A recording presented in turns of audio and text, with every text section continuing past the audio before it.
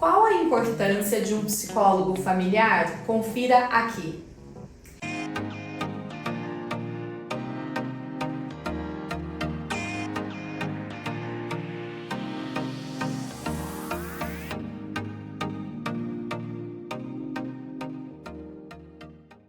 Sejam muito bem-vindos a mais um episódio do Pode Educar.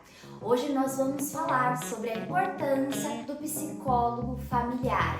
Nós estamos aqui com o Bruno. Bruno, seja muito bem-vindo. Obrigado. É uma alegria estar aqui com você. Obrigado, gente. Muito obrigado pelo convite. Nós que agradecemos. Bruno, compartilha pra gente, com os nossos seguidores, a sua trajetória profissional e a sua atuação hoje. Ok. Obrigado. Eu trabalho com uma premissa muito forte, né? Eu acredito, cientificamente, de que o psicólogo, ele nasce psicólogo, né? A faculdade, ela só intitula aquilo que você já tem na sua essência de você carrega da sua vida. Desde muito novo, eu sempre fui aquele amigo acolhedor, amigo ouvinte, né? Então, as crianças ali, eu era um conselheiro, né? Até brincavam que eu era um velho no corpo de jovem, né? De adolescente. E eu sempre tive muita paixão por esse cuidar do emocional, né? Do psique, né? Da alma, né? E aí eu fui crescendo, desenvolvendo muito, eu sou cristão, né? Eu trabalho bastante da igreja cristã no Brasil, eu trabalho muito com igreja, com adolescentes, com jovens, com casais. Então, esse trabalho foi sendo desenvolvido naturalmente na minha vida. Quando eu completei os meus 18 anos, eu me ensino médio, então pela psicologia, me formei pela Universidade de Piracicaba, em 2015. Então aí já estou com 10 anos, estou indo para 11 anos de formado. Hoje eu tenho mais de 700 pacientes já atendidos nesse processo, né? Atuo hoje como clínico voltado para atendimento familiar. Tenho especialização em saúde mental, prevenção do suicídio e musologia de área operacionais. Eu sou casado com a Sara, que é minha esposa, e eu tenho meu filho Luca, que nesse tempo eu É uma graça. Que frase gostosa. Uma delícia. Eu tenho uma pequena que vai fazer 3. Que delícia. Estamos aí na mesma faixa etária. Legal, muito bom. E aí você, então, aqui esse espaço, nós estamos no Espaço Menezes, né, Bruno? Conta um pouquinho como que você chegou nesse espaço que você tem hoje aqui com a gente. Tá. Além de atuar como psicólogo, né, eu venho de uma família de empreendedores, faz sempre e o empreendedorismo sempre corre na veia da família, né? Quem é empreendedor sabe que a gente sempre tem que é. Então, eu tenho hoje, além de ser psicólogo, eu atuo hoje com duas empresas, né, online, e eu tenho hoje aqui o Espaço Menezes, que é um coworking voltado para profissionais independentes. Então a gente tem todo um espaço equipado, pronto para receber tanto advogados, médicos, psicólogos, nutricionistas que atuam em Campinas e que precisam aí de uma comodidade. Você não precisa assinar contrato de locação, você não tem responsabilidade por faxina. Tudo isso o Espaço Menezes oferece para quem loca o espaço. Então você pode reservar por hora, por período, por semana. A gente atende a necessidade do profissional. E eu, como psicólogo, atuo aqui também, né, além de coordenação, que a gente tem espaço, atuo como psicólogo clínico também. E você atende famílias, né, Bruno? A sua área é na área da psicologia familiar. Exato. Mais um olhar voltado para as famílias. O que você enxerga hoje, na atualidade, assim, vivendo tempos bem imediatistas, rápidos, lentos, né? Como atender as famílias? Conta um pouco pra gente sobre isso. Fica à vontade, né? Porque atender famílias é muito importante. É bem legal a gente pensar como que a trajetória da psicologia ela se desenvolve de forma profissional, né? Então eu me formo, né? Meu primeiro trabalho como psicólogo foi numa UNG, eu fui pro terceiro setor, e lá nesse terceiro setor eu era responsável por um setor que atendia e acolhia famílias com vulnerabilidade social. O meu trabalho com famílias começa nesse momento. Então, nós tínhamos ali crianças que eram enviadas para o judiciário, nós tínhamos parceria com escolas. Então, quando a escola detectava uma violência, seja física, seja sexual, uma criança ou um adolescente, nós éramos chamados e nós fazíamos acompanhamento dessa família. Também com a justiça quando precisa de isso. O acolhimento familiar é muito importante porque você consegue observar o contexto. Quando a gente chega, recebe uma criança, né, na clínica, e a gente fala que os pais falam, ela está muito teimosa, ela está violenta, está agressiva. Na escola a gente traz que a criança está mordendo, né, está descontrolada. Então, a gente nunca pode olhar a criança como o problema da questão, né, como o final. Mas a gente sempre olha como um sintoma. E a importância de você fazer uma processo terapêutico familiar está em você detectar onde a causa real está sendo gerada no sofrimento da criança. Porque comportamento infantil, comportamento de adolescente, ele já é mais que um sintoma familiar, muitas vezes, de uma família adolescente. Então, quando a gente consegue olhar, não apenas para o indivíduo, não apenas para a individualidade ou para o comportamento em si, mas a gente consegue enxergar além do indivíduo, o processo terapêutico está muito bom. Então, dá um exemplo, você fala nomes, né? Mas uma criança que é violenta na escola, agressiva, bate nas outras crianças, se a gente olha ali como um problema, a gente esquece de olhar para o pai que está violentando a mãe. Ou para a criança que está sendo corrigida com agressividade. Ou um pai que também tem um histórico familiar onde ele entendeu que a correção se dá através da violência e não da conversa. Né? Então, quando a gente consegue fazer esse olhar aumentado, né, na lupa, a gente consegue entender o contexto familiar e a gente consegue interferir em coisas mais específicas, resultando bem em série de como. Então, eu tive já muitos casos que o problema, entre aspas, é a criança, e quando a gente consegue chegar no cuidado na paterna e materna, a gente consegue restaurar e restabelecer o casamento que um fracasso. Então você acredita que cuidar da família, cuidar dos pais, isso pode atingir positivamente o desenvolvimento da criança? Eu acredito que você tem isso. Precisa ter esse olhar lapidar, cuidar da família, para depois atingir. Você faz um acompanhamento em conjunto, né? Então você faz o processo terapêutico familiar. Lógico que os homens, você é da família e faz o acompanhamento familiar. Mas você inicia, a porta de entrada normalmente é a criança e o adolescente. E a partir da hora que você tem pais e familiares dispostos a realmente cuidar do adolescente, da criança, os pais também estão dispostos a mudar.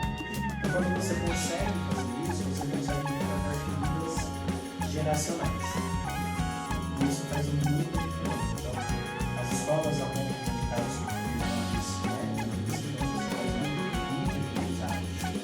você vê relacionamentos entre as famílias destruídas, também consegue essa visão do família. Então, principalmente, sim, faz toda a diferença. Quais problemas, assim, da psicológica, preservando, né, a que você vem encontrando, né, como você já tem uma longa data de contato, de experiência, o que você vem encontrando de problemas, que seriam situações com a família, demanda a atenção não só para a família, com a criança, né? Que exemplos que você daria nesse sentido? São bastante, né? E ainda mais nos dias de hoje, né? Que a demanda aumentou. É verdade. Se a gente for pontuar problemas aqui, realmente são bastantes, mas eu acho que aí partindo da experiência, eu acho que a gente sempre utiliza muito a tecnologia, né? Então a tecnologia afasta as pessoas, a tecnologia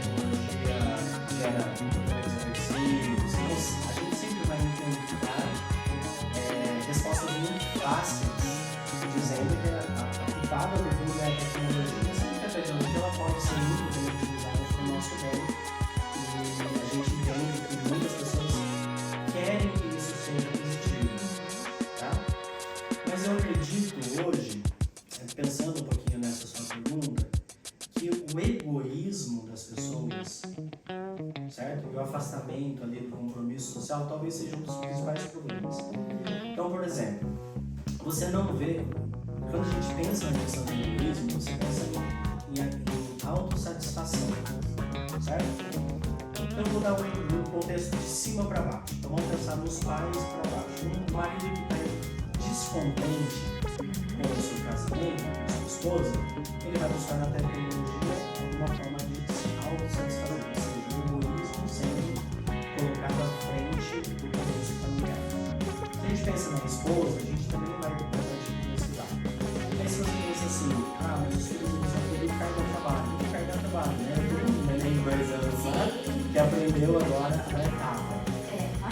A gente não sabe com quem que ele aprendeu, mas ele aprendeu e ele aprendeu a cuspir também.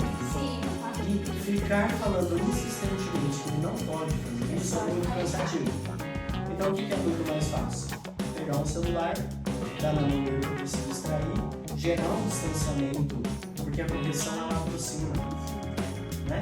Então quando eu gero esse distanciamento, eu terceirizo aquele comportamento para mim autossatisfazer.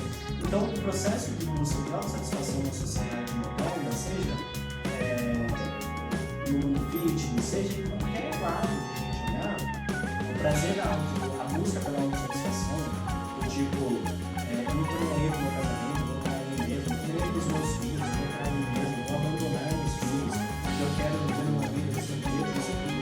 Então esse egoísmo talvez seja o principal ferramenta hoje para destruir as famílias e, consequentemente, destruir as relações das pessoas. Quando você destrói o casamento, você destrói uma geração abaixo. E aquela criança vai crescer traumatizada. E se ela não for cuidada e restaurada, o relacionamento dela vai nascer um relacionamento coletivo, vai reproduzir para o filho. E isso vai gerando esse problema de traumas enormes.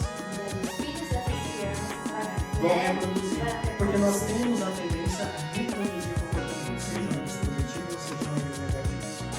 Essa é a verdade.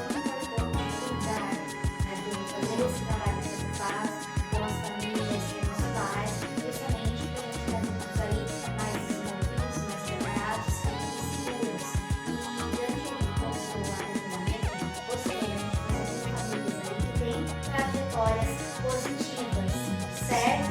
Então, compartilha com a gente um pouco do seu olhar dessas famílias que têm trajetórias positivas, como continuar cuidando para que continuem sempre dessa forma.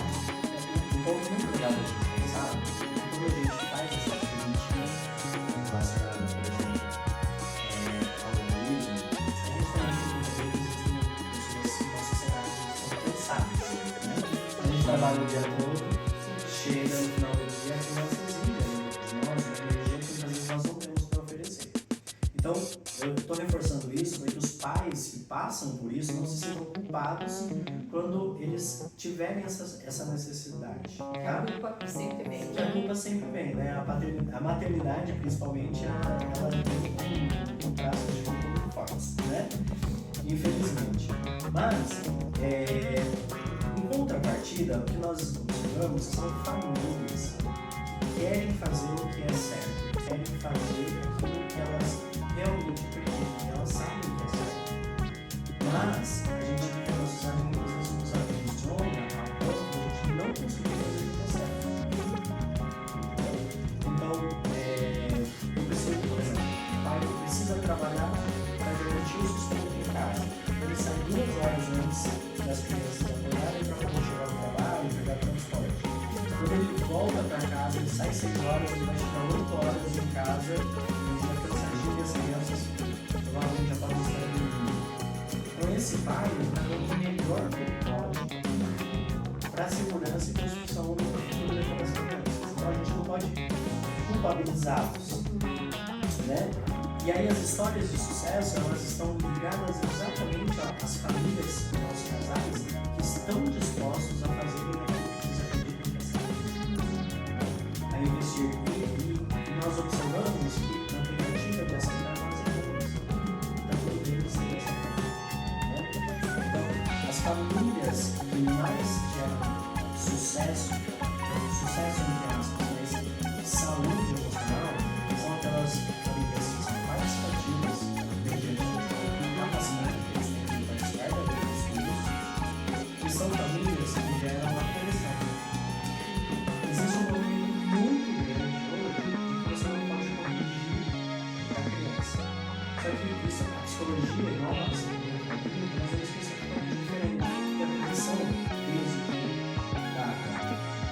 orientação correta no caminho certo não é benéfico, porque a criança se sente amada quando ela é corrigida.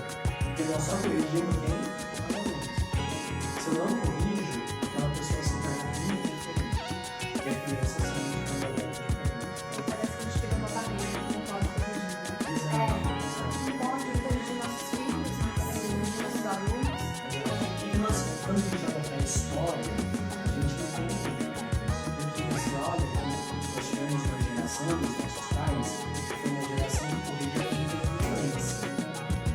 E aí essas crianças cresceram e ouviram, né, de forma correta, que a violência não produz resultados positivos. E eles decidiram então fazer um outro lado.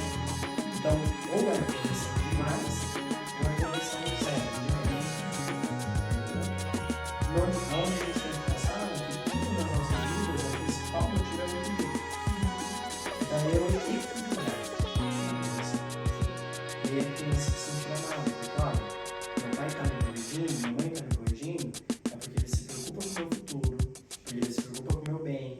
E ela vai entender isso na vida adulta. Eu falo por mim. Exato. Eu tive correções dos meus pais e que na época, no momento, a gente fala, nossa, mas por que isso? Não tem a necessidade. E hoje, como adulta, eu sei e quero reproduzir para minha filha essas correções que eu sei que vão formar adultos seguros, com valores. E se a família não corrige, a gente corrige. E aí só A correção do mundo, com certeza.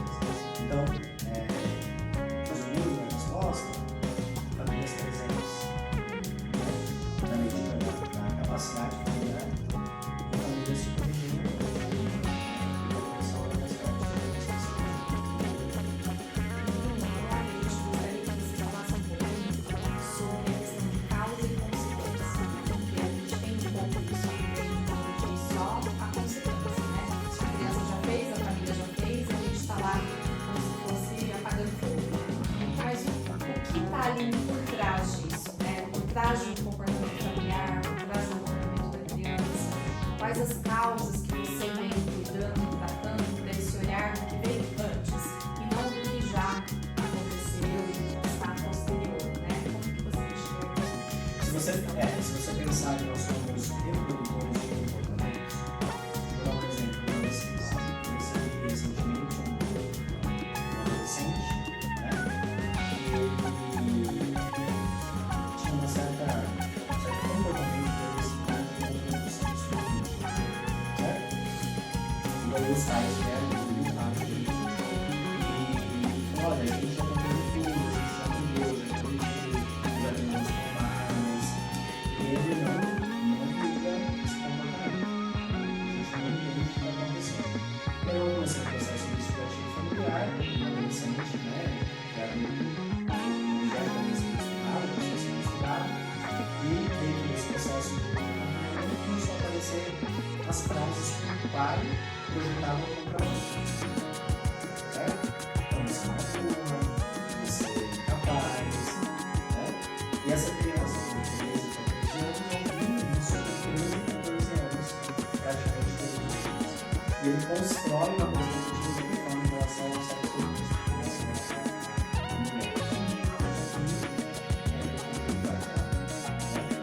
Então, a consequência é o comportamento da criança, do adolescente.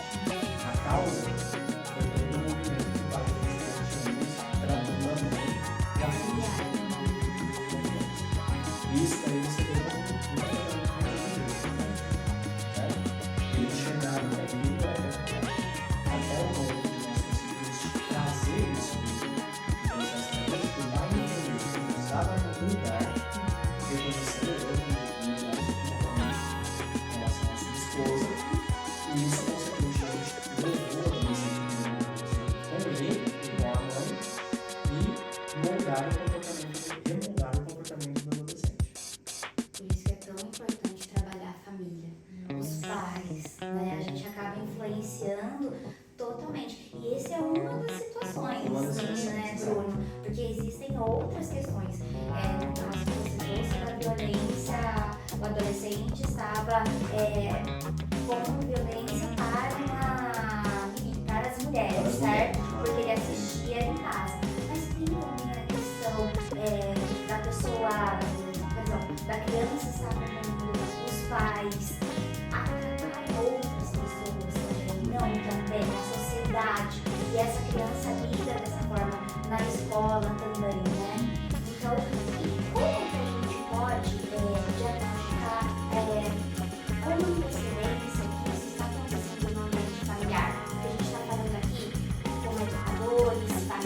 famílias. E às vezes, ó, nossa, foi adolescente, né? Que veio ser criado. Mas a gente já começou atrás, desde da primeira infância. Como que a gente pode começar a observar que algo familiar está acontecendo e influenciando? Pergunta excelente, né? Quando a gente olha para o comportamento infantil, como está sendo uma criança em torno de 3 anos, 4 anos, né? Vamos pensar uma hipótese, assim, a família está no restaurante e essa criança ela não é agressiva, ela não responde mal no garçom. Um casal ele vai fazer a refeição e ao mesmo tempo deve se questionar, e aí a comunicação entre o casal e a família é extremamente importante. E aí você deve se questionar se isso vai levar inclusive muitas vezes de uma agressividade ou de uma forma de se falar, uma forma de educação que a criança viu o pai e a mãe executando a educação da forma, né? Então a gente observa bastante, por exemplo, famílias com várias domésticas, né? Vamos cuidar que a criança vê a forma como os pais tratam essa pessoa, certo? E naturalmente isso vai ser implantado né? E aí você vai ver que essa coisa vai apresentando, mas a comunicação é extremamente importante. Eu e a minha esposa nós temos um tratado muito legal que a gente exerce isso até os anos que estamos casados. Todas as vezes que ela observa que eu estou muito comunicado com ela vai me avisar. E todas as vezes que eu percebo que ela está me avisar. Então essa comunicação aberta, a comunicação olha, não foi legal a forma como você foi com a professora que nós temos. Porque ele viu primeiro que não é legal socialmente falando, educadamente falando. O grande problema está quando eu começo a querer fazer isso no meu filho, eu não estou enxergando que eu posso estar fazendo para produzir aquele comportamento do meu filho. Né? E aí voltando a uma pergunta anterior, famílias de sucesso também partem quando elas reconhecem que elas precisam melhorar. Isso é fundamental. Então, a observação constante daquilo que eu estou modelando no meu filho gera resultados positivos e eu consigo corrigir esse percurso ao longo do trabalho. Não é fácil, mas é possível, né? Não é fácil, mas é possível. É algo que realmente pega muita gente no dia a dia, né? Porque a gente está nessa correria do dia ali, com as crianças, né? Também tem filho, então assim, a gente vai indo para alguns caminhos, né? A gente faz essa parada de hoje que você falou, que é olhar para si mesmo, né? Então, espera aí, deixa eu ver o que eu fiz aqui, recalcular aqui o que eu fiz, para ver se eu estou passando positivamente para o meu filho um comportamento que eu quero que ele reproduza depois nas pessoas, de uma forma Isso é muito mais. tão maravilhoso se você pensar que se eu tirar 15 minutos eu deito com a minha esposa, com o meu marido, e nós conversarmos sobre a nossa casa, sobre as nossas vidas, além de eu gerar resultados muito positivos nos filhos, eu gero uma reaproximação do casal. Existem tantos casais hoje que estão todos transando na mesma cama, mas estão tão distantes que os nossos filhos se percebem literalmente isso. Literalmente. Falta conexão, né? A gente começa a surgir mais aquela sintonia, aquele riso fácil, o dia cotidiano, e os filhos vão filtrando tudo isso. Pensando o outro na frente, né? Eu tô muito com essa situação, assim, de corrigir o meu esposo e corrigir o meu filho. Isso é muito pesado para as crianças, porque eu já ouvi meu filho falando, mas você não precisava ter falado desse jeito, e a gente podia ter conversado de uma outra forma. Ele Olha só, tá vendo? Isso Ele é é marcou, né? É o meu pai, é a minha É. mãe, da mesma forma como Você sabe que a correção, quando a gente faz a correção pública, a gente gera um problema sério. Muitas vezes a gente gera competitividade. Quando nós enxergamos casais, e isso também é uma coisa muito séria, eles não são parceiros.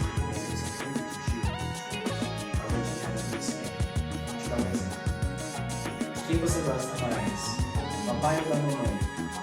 Não é uma competição. São amores distintos e a gente não pergunta isso.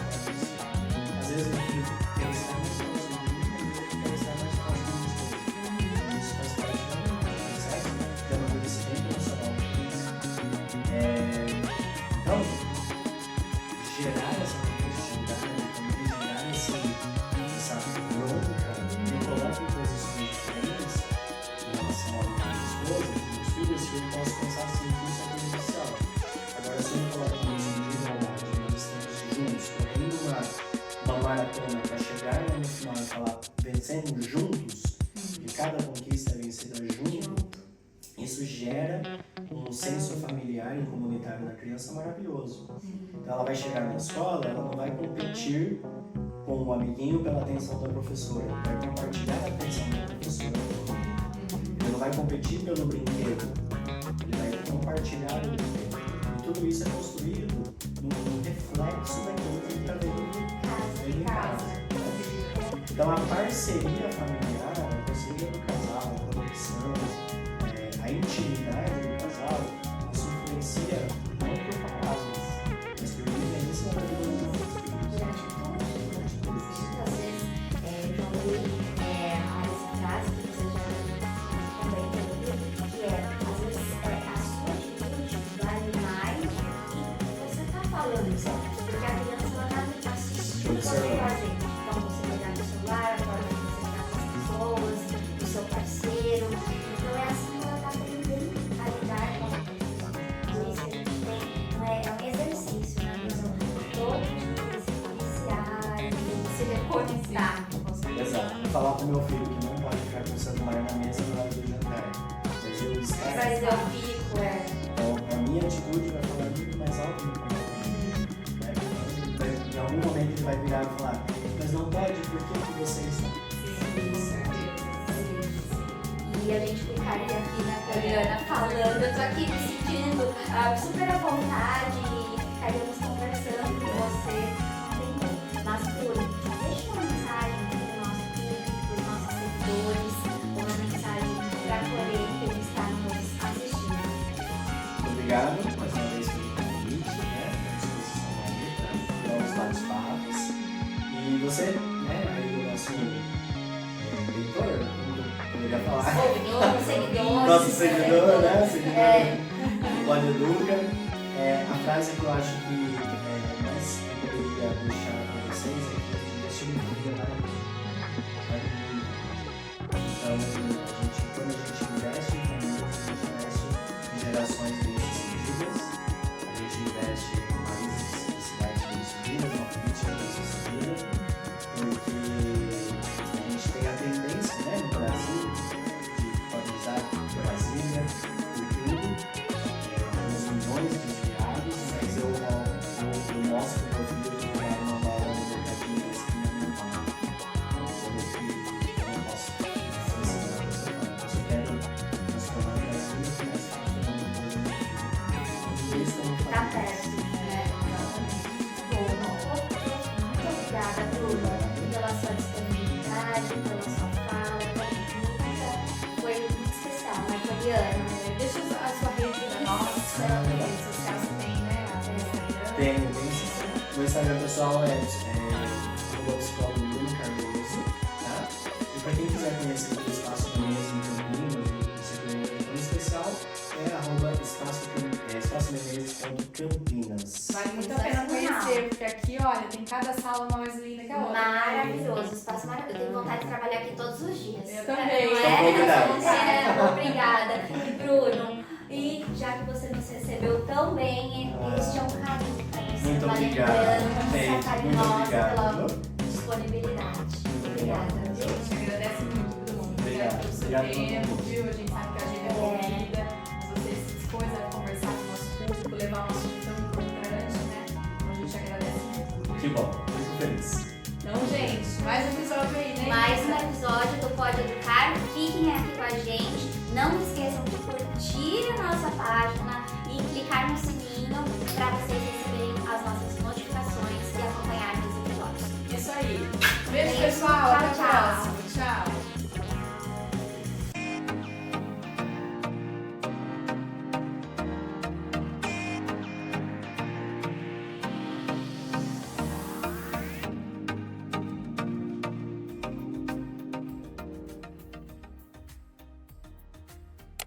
inscreva no canal, curta e compartilhe.